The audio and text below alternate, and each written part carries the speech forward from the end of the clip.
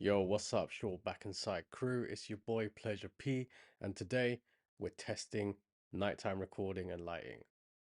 Any excuse, right? So, this is going to be my first episode based on football. So, I am a mad football fan. I'm an Arsenal fan. The camera's not actually picking up the Arsenal shirt behind me, but I always thought my first football type podcast would be based on Arsenal, but at the day after recording, we are on the back of a 1-0 loss to FC Porto in the Champions League away from home. First last 16 game in the Champions League for about what, 7 years, 6 years? It's been a long time. My eldest is 9, and I don't think he's seen a Champions League game. The performance itself was shocking, which is why I'm choosing to bypass this. Um, Form of late, though, has been pretty good in the Premier League. The back of 5-0 win against Burnley at the weekend, with Bukayo Saka back on form, finding a bit of his little magic star boy feet there um, as we head into the season. So, only thing I'll touch on is Newcastle. Newcastle come up on Saturday. 8 o'clock kickoff on a Saturday night in London. Sounds like it's a vibe.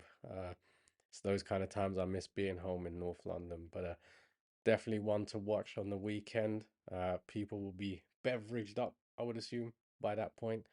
But hopefully Arsenal come away with 3 points, maintain that Premier League streak. I think we're something like four in the last 4 or 5.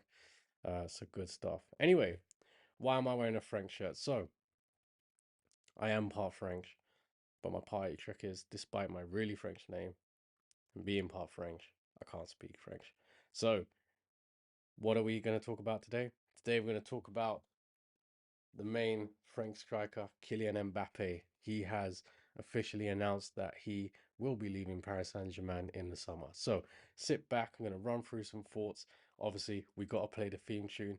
And before we crack on, please make sure you like, follow, and subscribe the page, SBS_show on pretty much everything you can think of. Um, Hit us up with that love, and yeah, follow through. The last episode that was released was Body Count. So if you haven't seen it, quite an interesting episode, mixed views. Um, yeah, couple of laughs on there too. But check that out. Anyway, let's hit the intro music. Boom.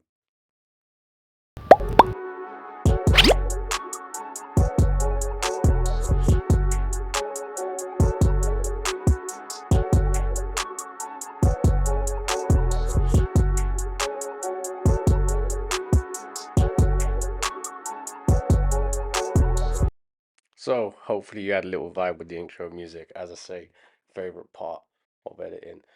So it's interesting. I just watched back the intro. So the only thing I don't do in one take is the introduction, because I like to get it right. But also I use it to test what the quality looks like and how the audio is sounding. But this feels very is it AFTV, Arsenal Fan TV? Obviously, I know what it is. I mean, how do they actually say it? I don't know what the correct term is. But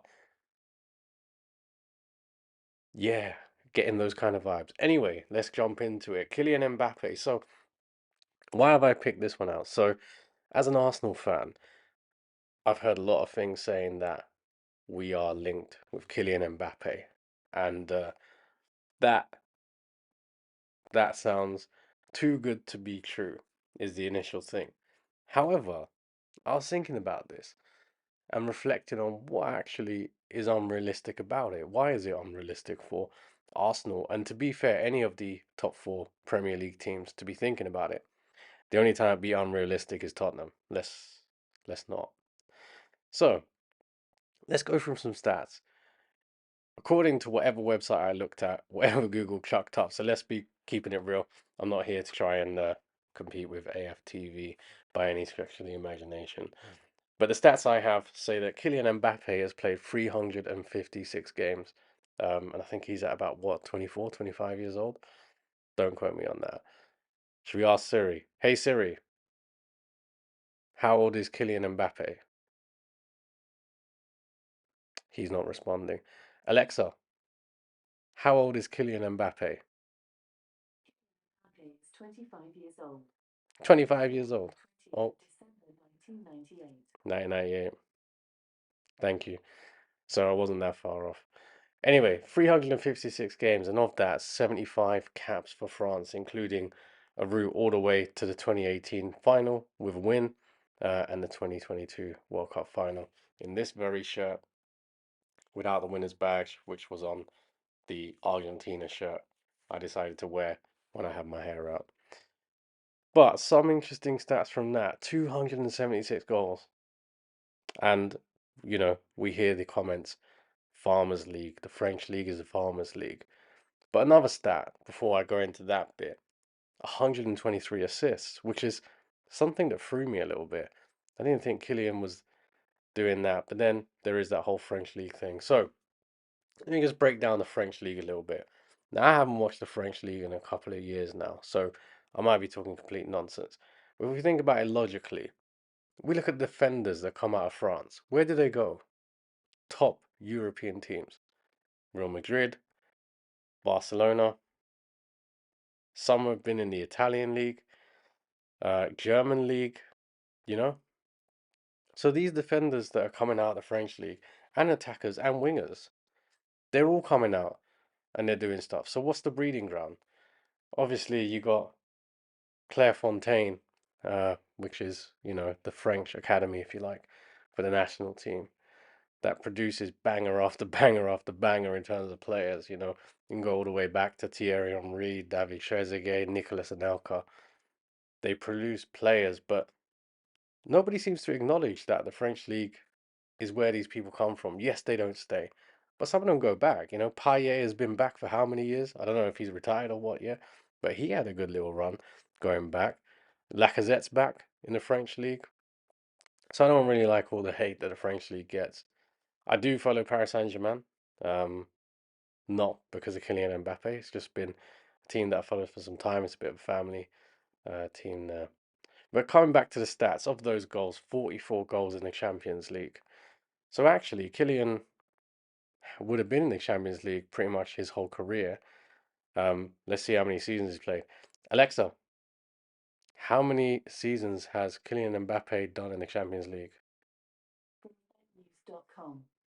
Kylian Mbappe has already scored 52 goals in 2 seasons as an established member of the first teams at Monaco and PSG. That's not what I asked. We'll have to come back.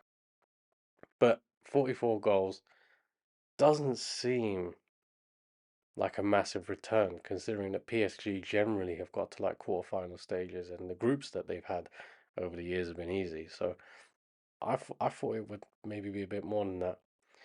In terms of awards, we all know Kylian Mbappe has won the World Cup. He's won 6 leagues, one of those with Monaco, and that Monaco was devastating, bruv. Bernardo Silva was in that team. Um, Lamar, do you remember that dude? I had to think about it.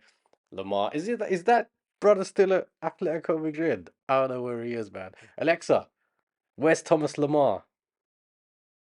Vitals.com. Thomas Lamar is a healthcare provider primarily located. Alexa, calm down. Where is Thomas Lamar? Whoa. Carry on.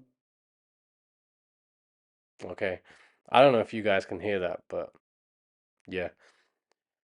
I'm pretty sure he's still at Atletico. I can't recall him being transferred into the French league or anything like that.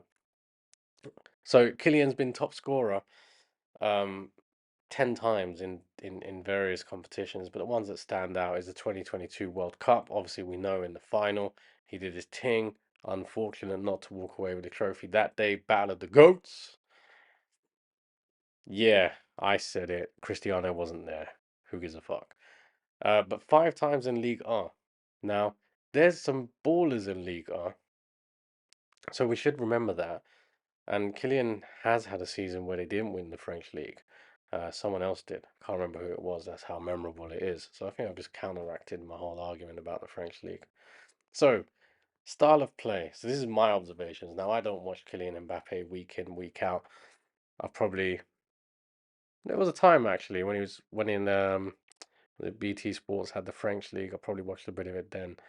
But what I would describe him as is fast, strong, and curious. Now, the reason I use the word curious is because I notice as a player, Mbappe seems to be quite speculative. So you'll notice he runs into positions that are just not that of a striker. You can see him running into midfield to collect the ball. And sometimes he's actually just running into spaces just to lure defenders around him. And sometimes I don't know if it's a design, I guess, in training and stuff, but PSG will always find Mbappe. The ball always finds him. And the curiosity allows him to be um adventurous with his shots, actually. See it quite a few times. Some of the goals he scores, you kind of look at it and think, well, what angle is that? Or why would he even think to run there? So the curiosity bit I find really cool about Kylian Mbappe.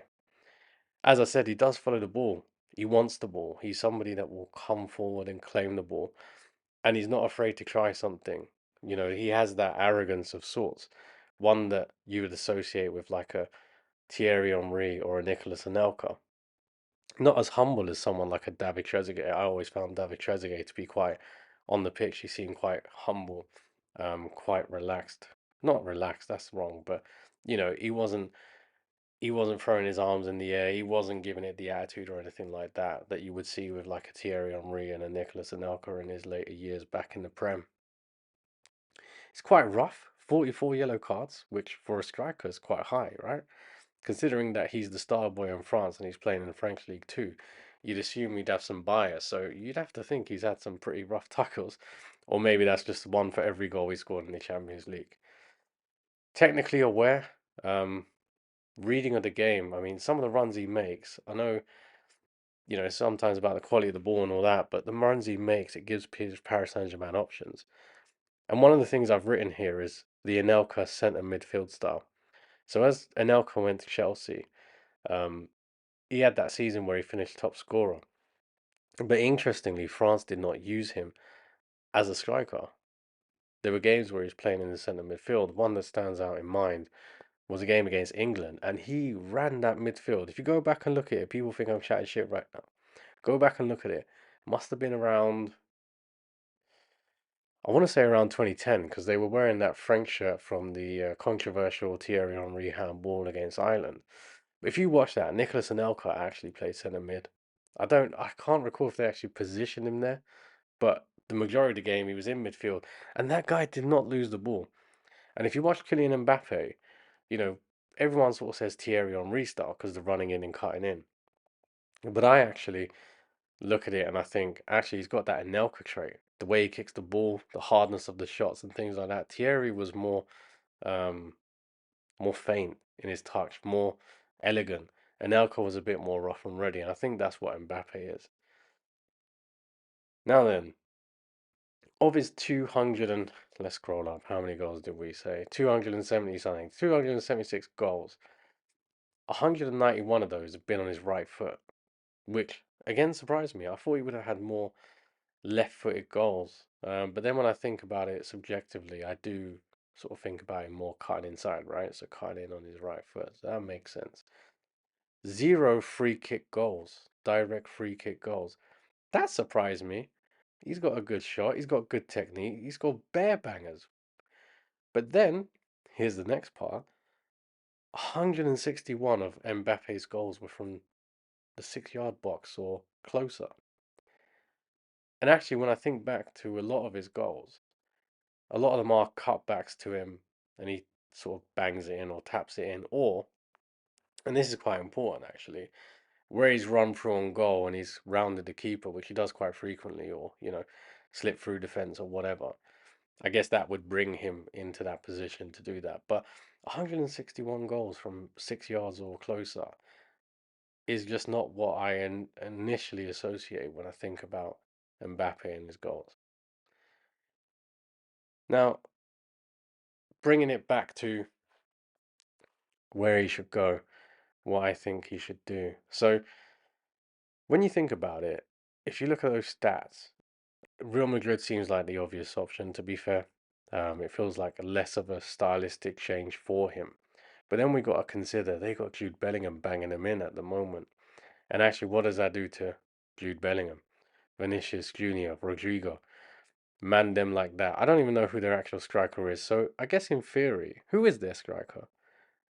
I'm not going to ask her. She's just going to go off on one. But I guess there is a physical spot for him, but then what happens to the dynamic of the team? It becomes like PSG and everyone has to put the ball to Mbappe because he has that certain character. Or what I could see happening is him and Bellingham dominating that midfield space. So Mbappe would probably do well to come into the midfield because one of the things I would say about the French league is I think the French league is actually very technical. It has to be because it can't produce the players that it does. So there's a lot of tactics and a lot of things going on behind the scenes in that league. Whereas the Spanish league, you go beyond sort of Barcelona, Real Madrid, and Atletico Madrid. I'm not quite sure what tactics are there. I mean, you watch these teams like Granolla or whatever, Getafe, and they just get sort of like moved around. They don't seem to be any sort of succinctness. So Mbappe possibly might be able to actually come inside, collect the ball, pass it out wide, and then run back in because he's got the pace to do so. So there's quite a few options there. But then when I think about the Premier League, so obviously I'd love for him to come to Arsenal. But from a Premier League perspective, if 161 of his goals are from the 6 yards or in closer, how many times are you going to get that opportunity? Because Mbappe generally don't waste chances. And I don't really, off my head, I can't think that PSG are like the most chance heavy creating team. They do have high score lines. That's reflective of the quality of the goalkeepers as well. I mean, I have to admit, while I say the French league is a bit better than people think it is, the goalies are shocking in that league. I just think tactically on the pitch, they're a lot better. So in the Premier League, he'll be doubled up on, I would assume. Question would be, would he play the number nine? And if he was playing at the number nine, he's just running at defence, right? Now, if you put him in an Arsenal side, that will cause absolute carnage because who do you watch? When you got people like Martin Odegaard who will come forward, move the ball inside, Bukayo Saka cutting in, um, Martinelli, and then you've got him in the middle. It'd be an absolute fucking carnage. I think at Arsenal actually, he'd probably do more damage than he would at Real Madrid. Because when you think about it, the style of play that Arsenal Football Club has with the trickery of Martinelli, Saka's predictable, but you can't stop him. You know what Saka's going to do. So imagine having. They've already got the concept in the Premier League that you need to have two people on Bukayo Saka at all times. Martinelli is just unplayable at times, the way that he just runs through in there. So you got that threat. You got Mbappe. Who goes to Mbappe? And then think about the balls going through because I'm going to put it out there. I'm not the biggest fan of Havertz, but at the moment, his link between the midfield and attack, he's providing options. And the defense, the midfield, central defensive midfielders and that are following Havertz because it's unpredictable. You have to go towards him. When the ball comes in the air, the guy's 6'4". You can't leave him free. You got Declan Rice there. I think it'd be a free for all. So Premier League, I think they would struggle with Mbappe. Like, they talk about this whole thing, can he do it on a night in Stoke and all that? I don't think he'll have a problem. And the weather's not that much difference to France, right? So the inbox opportunities, I think, would remain from an Arsenal perspective. Now, from a Liverpool perspective, that's the other club that's really sort of linked. I don't really get it. I don't I can't say I've watched every single game, but obviously I've seen them against us. I think we dominated the game where we drew 1-1. Obviously we won 3-1. So I've not seen a lot from them. I've watched a couple of their games. I know they've banged in a couple against some teams. Like I think they had a couple of 4-0s here and there, but there doesn't seem to be a fluidity. But that might be a consequence of not having full fit players. But you've got Gakpo there, you've got Salah there, you've got um, Darwin, and all this, and I don't really see how they all fit together. So I think if you chucked in Mbappe, where does he fit? I mean, I know he can walk into any team, but I'm not quite sure that the play would actually suit as much as Arsenal. Now, the other thing is they're saying Man City are entering the equation, and they're making an offer. Haaland and Mbappe up front is not worth the conversation because it would be absolute domination. The interesting thing would be, would they play two up top or would they put Mbappe on the wing. Um, at the moment, they got Doku, who's quite trickery, quite fast paced, and actually, when you think about it, not that dissimilar. Well, there is this dissimilarities. He ain't got the end product of Mbappe. That is a given. But from a stylistic point of view, it probably is the closest test that City would have to actually think about considering Mbappe in that position.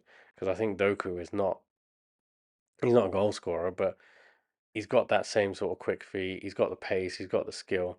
He's got the sort of flair to pull it off. So that'd be interesting. And maybe we can get rid of Jack Grealish. As much as he's a great guy, I just don't understand the whole thing. Um, would Mbappe get frustrated in the Premier League? No. If he went to an Arsenal or a Man City, I don't think so. I think if he went to a Liverpool, he would. Um, he ain't gonna go to Chelsea. Let's keep it real. Tottenham, who the fuck would go there? Um, yeah, I can see it. It'd be interesting. It'd be a rebrand for Mbappe if he went to an Arsenal, I think. I think it'd be an opportunity to become an actual club icon or legend. In Paris, he's not really that. He's the poster boy. He's the one that brings in all the commercial revenue, etc. And obviously, he's the one that scores the goals. But the reality is, they had Ibrahimovic doing that prior to him, and before that, they had other people. So you're not looking at someone who is an icon. You're just looking at the person who's tapping in the goals at the moment. If he came to Arsenal, he'd be an icon. I think the same would be said if he went to Man City, to be fair. Him and Ireland, if they tied him down to long contracts, or they managed to keep them for a substantial amount of years, that would be a, you know, generational defining attack. There's nothing else it could be. The other thing is the Premier League, when you play the top four, top six, some of them do play high defensive lines. Battles are in midfield, so Mbappe would be able to slip through quite quickly. And like I say, a lot of the goals I've seen Mbappe score is him rounding keepers, etc. So I think, again, I don't see the frustration being there in the Premier League. I think in the Spanish league, there'd be a high expectation on him. The Premier League, whilst I think we say that we're high demanding fans, etc. I mean, Arsenal fan base is a bit wanky, even though I am an Arsenal fan. The Arsenal fan base is a bit wanky. You can go from the worst football player ever to the best. So I think if you went to Arsenal, pinch your salt. I think in the main, the Arsenal fans would adopt him. We've had Nicky and Elka, we've had TT, so I couldn't see that being a thing. But if he went to Real Madrid, he's got that expectation. Bellingham's not going to be helping the cause with his performances in a positive way. I don't mean that in a derogatory way. The expectation, if Bellingham's putting in 20, will be 40, right? And if he doesn't do that, it's going to turn quite difficult quite quickly. So, yeah. So, let's talk about the moolah. The moolah. That seems to be the stumbling block. Now, from what I've seen, Kylian Mbappe gets around 76 million per season with that ridiculous club ownership contract that he has at Paris Saint-Germain. So the first thing is that's not sustainable for any of the clubs that will go in and get him. So the rumors are around about 250 a week. Now that seems ridiculously low. That's based on a really high signing on fee because obviously the transfer fee will be waived.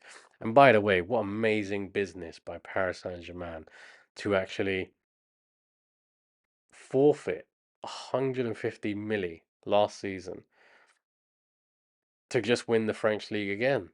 You know, it's not like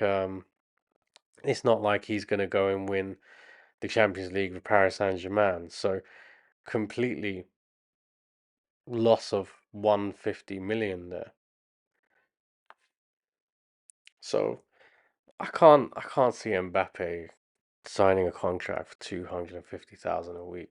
Even at Arsenal, I don't think that would make him the highest paid player at the club.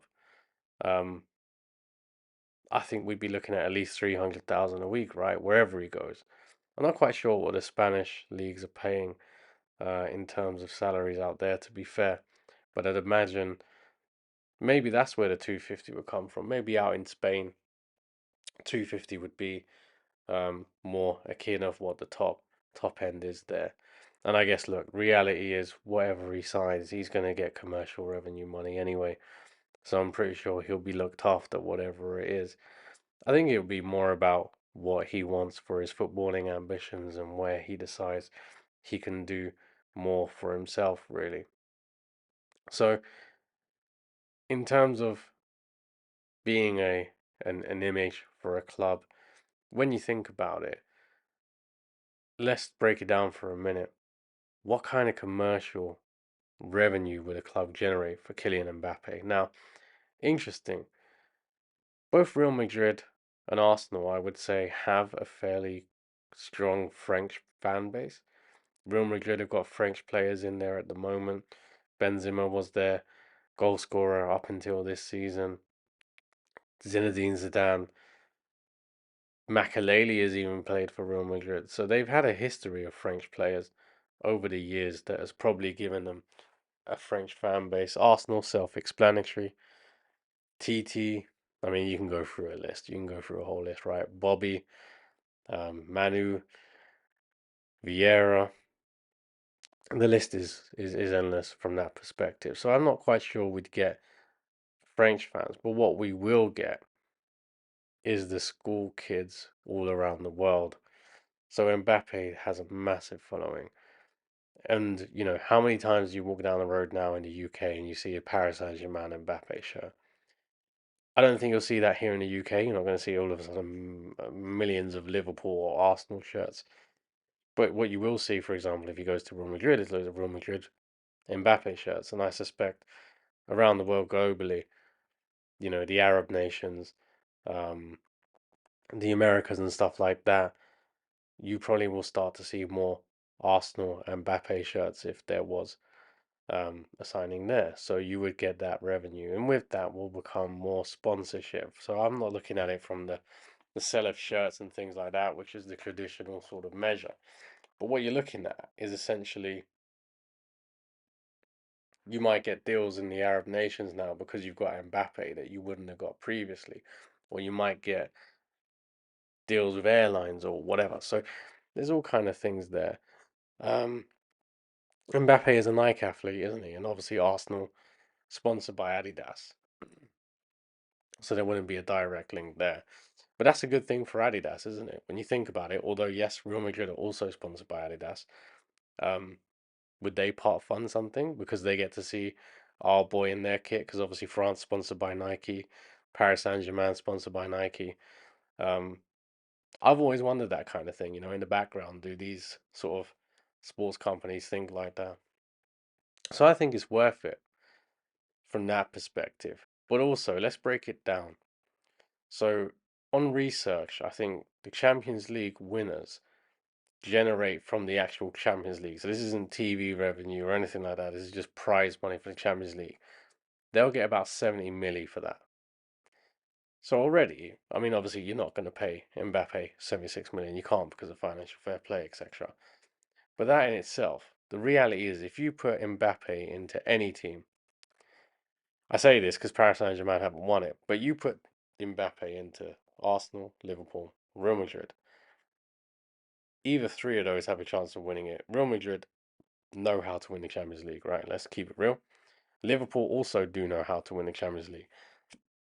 So I think overnight you actually do get them in with a shout. For us, we don't know how to win the Champions League, and Mbappe has not won the Champions League.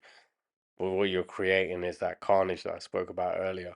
Who is watching the ball? Where are they going? Are you going to Saka? Are you going to Mbappe? So I think there's a chance there. I think from a Premier League perspective, whoever got Mbappe would win the Premier League. I'm pretty sure of that. If it was a Premier League club. If it was City, I think we might as well just. There's no point. There's no point watching. Although, actually, I'm saying that. I don't know if Liverpool would. I don't know if Liverpool would. They ain't got a midfield, do they, really? I don't know. I mean, Liverpool fans might be thinking, you're a prick. Why don't you watch a Liverpool game? Doc, you don't have to abuse me. I just realised we lost the Champions League game. So when you see this, don't add that. But maybe Liverpool might not win the Champions League with Mbappe, but I think Arsenal would. I think we would. I think that would be the difference, those goals. Saying on the back of all the goals that we've just scored recently, um, having a dedicated goal scorer, and if you add goals from around the team, well, I guess that's a conversation in itself, isn't it? Would the rest of the team contribute less because the focus is to go to Kylian? Who knows? But I think Arsenal would win the league. So, where would I like Kylian Mbappe to go? Obviously to Arsenal, but what are the considerations we need to think about? So, when we think about considerations, we need to think about what's the dressing room harmony? How will he fit into the team? Because the team piece will actually be really important. Because what we got to think about is the characters in the team. So the team at the moment seems to really sort of get along with each other. Um, there's a good harmony at the moment, although Aaron Ramsdale this season, I think at times has been a bit immature and naive. But I wonder if there's something behind that in terms of character or something like that. But it's quite obvious that the team itself, you do see little cliques and stuff, but generally on the whole, seem to be quite together. And how will Mbappe come into that kind of environment? Because he's used to an environment where he dictates what's going on. But on the flip side, because one of the things here I put about is being managed by Arteta. Now, if you actually see in the national team, he is managed by Didier Deschamps. And actually, in that dressing room, there are some big name characters in there.